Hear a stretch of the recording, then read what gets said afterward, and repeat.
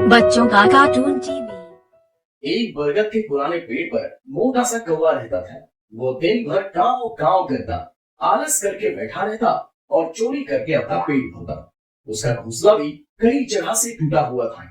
उसके पास ही एक छोटा कबूतर रहता था। वो बड़ा मेहनती और नेक था। उसने अपने घोंसले को भी बहुत ही शानदार ढंग से बना रखा था। वो हर पक्षी की मदद करता था। कबूतर कौवे को अक्सर अच्छी राय ही देता था, मगर कौवा उसकी बात सिर्फ सुन लेता था। कौवा भाई, आकाश में बादल इकट्ठे हो रहे हैं, बीच में तूफान का भी अंदेशा है। क्या तुमने अपने घोंसले के हालात के बारे में भी सोचा है? सही कह रहे हो भाई। सोच रहा हूँ 2-3 दिन में घोंसले की दुरुस्ती होनी चाहिए। मौसम जैसा भी हो, उससे अपनी दोस्ती होनी चाहिए। कुछ देर के बाद कौवे ने पेड़ पर इधर उधर नजर दौड़ाई और उसे कुछ घोंसलों में खाने की वस्तुएं पड़ी दिखी। बस फिर क्या था, खाना चुराना और खाना। चोंच मार कर लपक लिया, मुफ्त का खाना चुरा लिया। चाहे जहाँ से मिले खाना, बस उसे था चुराना। उसे घोंसले से ज्यादा पेट की चिंता रहती थी। उसकी आलस ही फिर चोरी में बदल गई थी। 3 दिन बीत गए और कौवा आलस करके बैठा ही रहा। बीच में कुछ तेज हवा चली और कौवे के दिमाग में मच गई खलबली। उसका आधा घोंसला देखते ही देखते उड़ गया। कौवा सर पकड़कर बैठ गया। अरे कौवा भाई, लगता है तेरी बात समझ नहीं आई। अब घोंसला कहाँ से आएगा? लगता है जो बचे वापिस आएगा। 3 दिन बीत चुके हैं और तुम हाथ में हाथ धरे बैठे हो। बात तो तुम्हारी सही है, अच्छे समय पर कही है। अब तो कुछ करना ही पड़ेगा। हौसला जो नहीं है तो निकलना ही पड़ेगा। कौवे ने इधर उधर हाथ पैर चलाए, कुछ टूटे फूटे तिनके जुटाए। घोंसला बनने लगा और पानी बरसने लगा। वो परेशान हो उठा और कबूतर की ओर आशा भरी नजरों से देखने लगा। अब देख क्यों रहे हो? मेरे घोंसले में जल्दी से चले आओ। भीगो मत, यहाँ आकर पंख सुखाओ। देखा, आलस का नतीजा इसी तरह पाओगे। अब समय भी जाओ, वरना बहुत पछताओगे। कौवा कूद कर कबूतर के शानदार घोंसले में आ गया।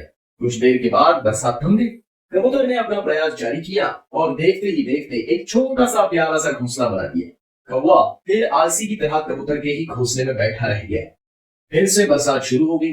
अब कौवा कबूतर द्वारा बनाए हुए अपने घोंसले में सुरक्षित बैठा था। कौवा भाई, समय मिलेगा तो मैं तुम्हारे घोंसले को और बड़ा बनाऊंगा। तुम्हें भी छूना होगा, वरना अकेले में क्या कर पाऊंगा। बात तो सही कह रहे हो भाई। हमेशा सही सही कहने के बाद तुम्हारे हाथ में दही जम जाता है। कौवा बोला, बात सही है। बड़ी बेशर्म हो यार। ये भी सही है। तुम्हारा क्या होगा, ये तुम जानो और तुम्हारा काम जाने। कौवा बोला, ये आधा सही है। अरे भगवान भी तो जानते हैं। बरसात का मौसम था, लेकिन बादल धीरे धीरे आकाश को छोड़कर कहीं और चले गए। गर्मी बढ़ी और अकाल पड़ गया। फसलें चौपट हो गई। सूखे के कारण सभी जीवों के खाने के लाले पड़ गए। पंछियों को चारा न मिला और उनके बच्चों का भी भूख से बुरा हाल होने लगा। कौवे ने अपनी आदत नहीं छोड़ी और चोरी करने से भी वो बाज नहीं आया। कबूतर से पक्षियों का दर्द देखा न गया। वो उड़ते हुए गंगा मैया की शरण में गया। कबूतर बोला, हे गंगा मैया, जंगल के सारे पक्षी भूख से बेहाल हो रहे हैं। सब दाने दाने को मुहताज हैं। छोटे छोटे बच्चे जब बिलखते हैं तो दिल रोता है। मुझे अपने लिए कुछ नहीं चाहिए। यदि बच्चों की भूख मिटाई जा सके तो बड़ी मेहरबानी होगी। अचानक गंगा मैया के पानी में हलचल हुई और उसमें से आवाज आई। गंगा मैया बोली, हे कबूतर, तुम बहुत नेक और परोपकारी हो, अच्छे फल के अधिकारी हो। यहाँ से जब जाओगे, जहाँ चोंच लगाओगे ढेर सारे दाने पाओगे।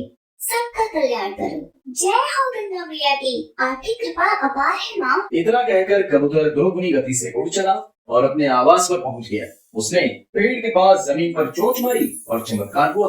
वहाँ से तरह तरह के दाने और खाने के व्यंजन निकलने लगे। सारे पक्षी वहाँ दाने खाकर चोंच में घूमने लगे। कौवा जब खाने चला तो उसकी चोंच ही नहीं खुली। वो हैरान और परेशान हो गया। वो रोने लगा, तड़पने लगा। ये तुम्हारी करनी का ही फल मिला है। चोरी और आलस का यही नतीजा होता है। मैं तुम्हारी समस्या का समाधान ढूंढता हूँ।